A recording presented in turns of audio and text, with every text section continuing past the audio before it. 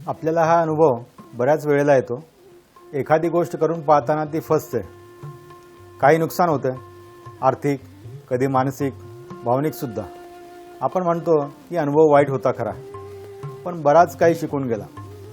पैसा पुन्हा कमवता येईल, मनावर झालेल्या जखमा एक वेळ भरून निघतील, पण एक नुकसान कोणत्याच माणसाला परवडणारे नसते, ते म्हणजे वेळेचे नुकसान, जे भरून निघणे शक्य नाही। याचे सगळ्यात मोठे नुकसान होऊ शकते विद्यार्थी दशेतील मुलामुलींचे। शाळेतून कॉलेजमध्ये प्रवेश करताना त्यांच्या अननुभवी डोळ्यात कित्येक दिवस स्वप्न तरळत असतात। त्यांचे मन कुठल्या दिशेला वळेल याचा त्यांना जराही अंदाज नसतो। त्यांची खरी आवड, क्षमता अजून आकार घेत असते आणि आयुष्याच्या याच उंबरठ्यावर असताना त्यांना एक अतिशय महत्त्वाचा निर्णय घ्यायचा असतो। पुढे यश, समृद्धी, मान आणि सुख मिळवण्यासाठी कोणते शिक्षण घ्यावे, हा निर्णय घेताना त्यांच्यापाशी अनुभव तोकडा आणि प्रलोभन अचाट।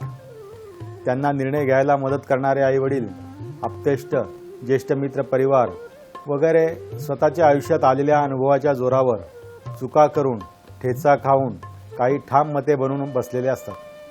त्यांच्या आयुष्यातले बहुतांशी अनुभव कालबाह्य झालेले असतात आणि त्यांनी दिलेले सल्लेसुद्धा। हल्ली सगळ्यांच्या मनात एक समीकरण पक्के आहे की चांगले मार्क म्हणजे उत्तम क्वालिफिकेशन, म्हणजेच दर्जेदार नोकरी, ज्यामुळे मिळेल मुबलक पैसा। बहुतेक लोकांमध्ये पसरलेला हा एक भयानक गैरसमज आहे। भयानक अशासाठी की या एका चुकीच्या गृहीतकामुळे आयुष्याचे पुढचे सगळे गणित चुकते। मार्क्समुळे जॉब मिळतो खरा, पण आनंद नाही। मार्क्समुळे जर काही मिळत असेल तर तो केवळ पहिला जॉब, नंतर मात्र मुलामुलींना कामातील निपुणताच मदतीला येईल। यासाठी कामाचे क्षेत्र त्यांच्या आवडीचे असावे, यात त्यांच्या या शब्दावर जोर आहे हे कृपया समजून घ्यावे। तसे नसल्यास त्यांचे काम हे केवळ पैसे कमवायच्या दबावाखालीच असेल आणि परिणामी त्यांची उत्पादकता त्यांच्या क्षमतेपेक्षा खाली असेल। या उलट जर दबावाऐवजी एकाग्रतेने ते काम करू शकले तर त्यांच्या हातून जाज्वल्य कार्य होईल। एकाग्रता मिळवण्याचा एक सिद्ध मार्ग आहे ध्यान, मेडिटेशन। जसे शरीर सामर्थ्य वाढवण्यासाठी व्यायाम अत्यावश्यक आहे, तसेच मनाची शक्ती वाढवण्यासाठी अध्यात्माची नितांत गरज आहे आणि खरं तर शरीरापेक्षा मन सुदृढ असणे अधिकच आवश्यक आहे। आणि हे सर्व ही मुले संस्कारक्षम आहेत तोवर केल्यास उपयोग।